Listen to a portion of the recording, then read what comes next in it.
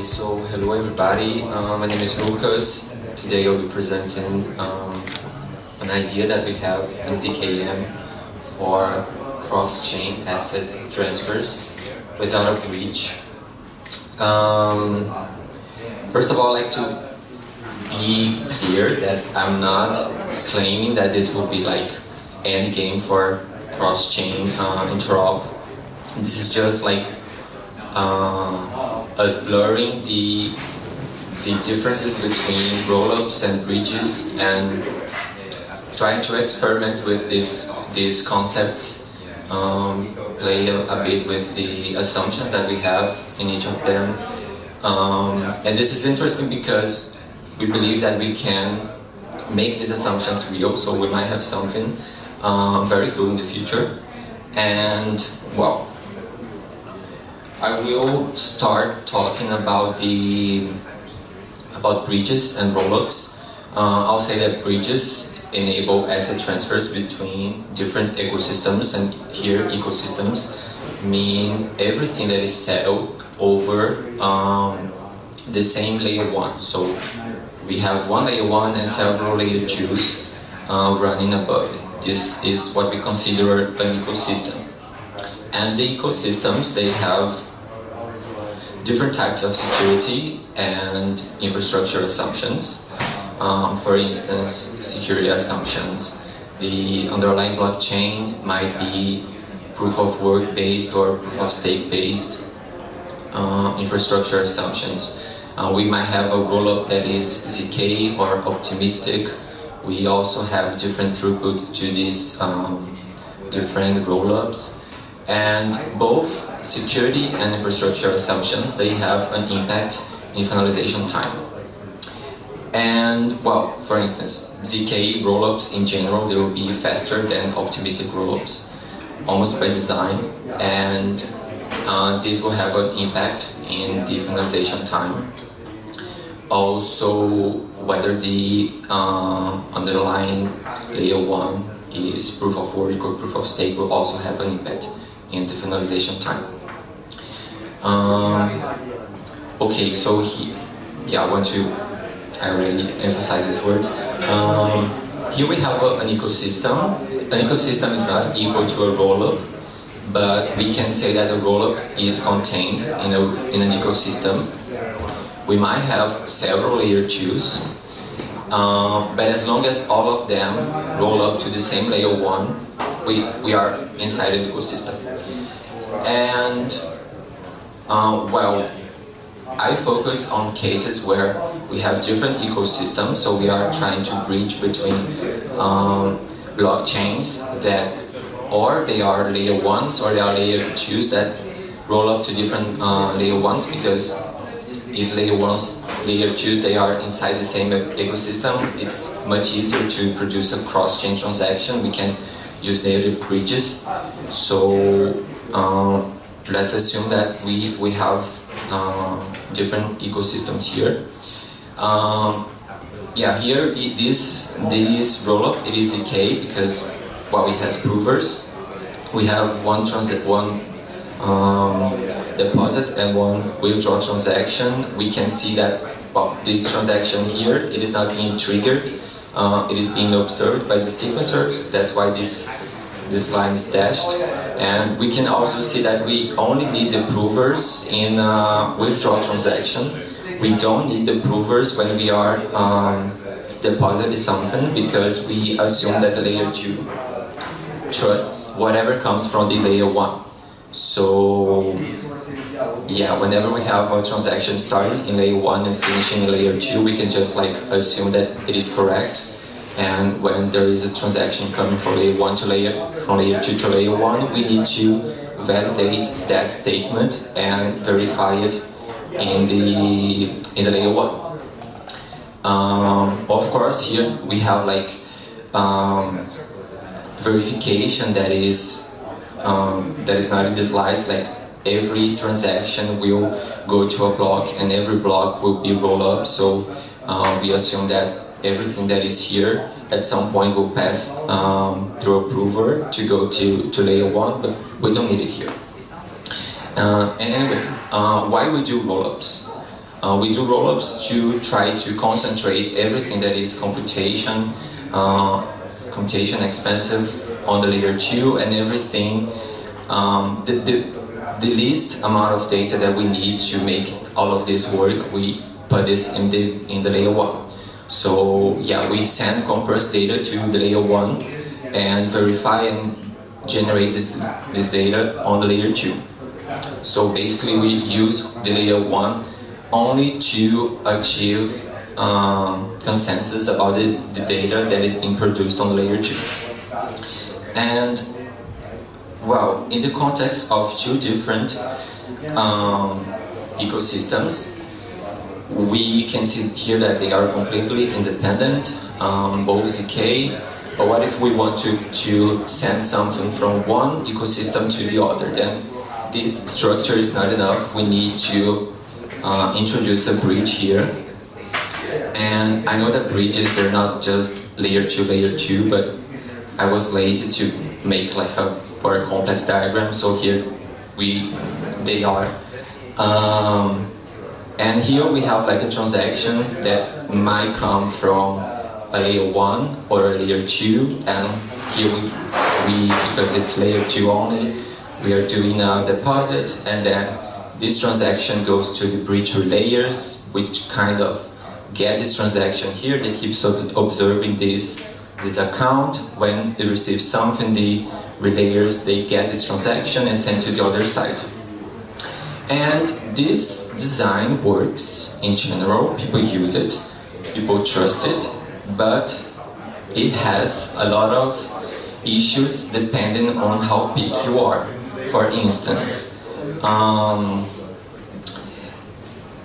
finalization. A bridge should, and most of them do, check that the transaction was finalized in the first ecosystem before sending it to the next. Oh, you're okay. Should check that the transaction was finalized in the first ecosystem before sending it to the second one. And like I said, most bridges do this. But can this finalization be verified on the other chain? Well, if we use ZK, we can do this, and again, most bridges do it. But still, most bridges require that you give them your money. So in this case, you completely give your access to your assets in the source chain, and you trust that the bridge will give you another asset in the destination ecosystem. And this is a problem, and that's what we are targeting here. That's what we try to solve with our idea. Basically, I like to summarize it as when you use a bridge, the user has to trust the service, and not there is a new assumption here, because you need to trust somebody else. You already trust the blockchain, which is a reasonable assumption, and you trust the layer 2, which is also a reasonable assumption. But now you have to trust a new entity, which is usually centralized, and this might be a problem for some people, and this is a space for things to go wrong. So yeah, basically these traditional bridges, they introduce new security assumptions, they introduce new and usually more complicated infrastructure assumptions, and that's what we're trying to avoid with our design. We're trying to minimize the security assumptions and standardize the infrastructure assumptions. And so people don't have to trust the bridge. People can just trust the layer 2, the rollup, and that's enough for them to bridge between ecosystems, not just between the layer 2s inside the same ecosystem. And to allow this, we have to make a new assumption, which is a big assumption. This is a big but, I'm aware of that. But we assume that we have ecosystems where at least one rollup is implemented using ZKM, And ideally, all rollups would be implemented using ZKM, but that's not realistic. So we assume that at least one is ZKM based, and if at least one is ZKM based, then you can use native bridges to bridge between your layer 2s in the same ecosystem. And if we assume that these rollups, they are ZKM based, so they use ZKM provers, and they use ZKM sequencers, which are very similar to MEDI's decentralized sequencers. We can entangle these rollups and ask this sequencer to send your transaction to the other side, to a different ecosystem. And this can be done using the same proofs and the same infrastructure that you already have, like that you already trust. You don't have to trust like nobody new here. So how this works?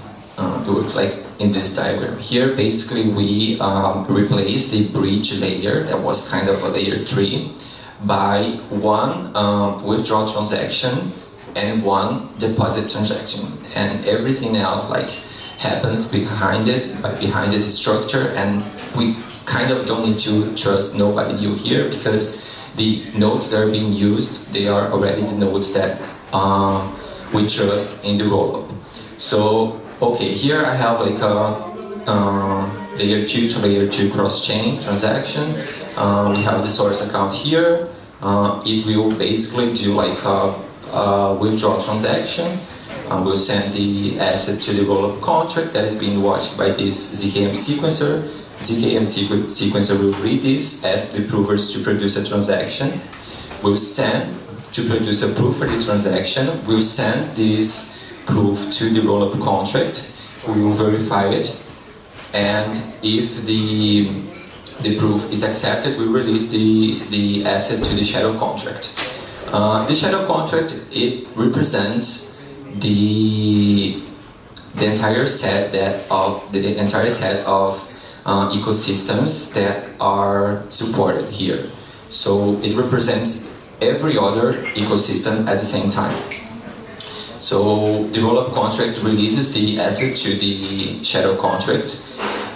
This relayer here, and this is like the only new node, but this node, it kind of runs like inside the sequencer, so it's not really new. And what it does basically nothing new. It just keeps watching the shadow contracts, and whenever there is a new transaction, it will ask the prover for the transaction, for the proof that proved the transaction, the triggered transaction on the other side.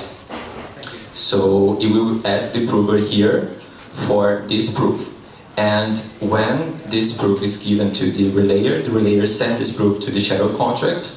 The shadow contract verifies this proof. So here we kind of embed the logic of this rollup inside the shadow contract. So the shadow contract can verify this transaction, and if the transaction passes the verification, we release the asset to the rollup contract that will do a deposit transaction to the destination account. And well, here we don't have to give our money away to nobody, because we kind of convert an asset to a proof, and this proof represents a promise for another asset on another ecosystem. So we exchange this asset for this proof. ZKM provers, they are open source, so if the provers don't produce the proof for you, you can produce the proof yourself. And you can exchange this proof on the other side for a new asset. So you just exchange an asset for a proof and a proof for an asset. And if someone fails you here, you can produce the proof yourself. And with this design, we hope to implement universal settlement, which Pavel, I think he mentioned this in his talk, which is basically having different blockchains to finalize in a compatible way in a way that they can understand each other and can trust the verification of the other blockchain's properties. And this is done with meaningful parameters, so we kind of try to find a middle ground for all ecosystems in a way that they can like understand each other's verification process and can verify this on their own chain. And this happens regardless of the finalization times, which I have to explain again here, the other figure, because we still need to wait for the finalization times. So the relayer needs to wait this transaction to be included in a block, this block to be accepted, and needs to wait this block to be finalized. So you need to wait a few blocks after this one. And once this is done, the relayer, when it asks the provers for the transaction on the other side, it also asks the prover to prove the finalization of this block. And these two proofs, they are combined, and that's what the source, the shadow contract will verify on the other ecosystem. And we hope to solve this problem with this design. Again, I know this requires like rollups to be implemented using ZKM, which I don't think is a problem, because you can still go to another ecosystem and bridge inside the ecosystem using native bridges, which are safer. And this doesn't prevent us from like having to deal with liquidity issues and some other issues that bridges have, but we guarantee that you don't have to trust anyone new to cross-chain the transaction. But if you like to discuss liquidity issues, you can talk to me or to Pavel, which are more aware of this kind of things than I am. Yeah. So that's me. If you guys have any question, I'm open to answer it.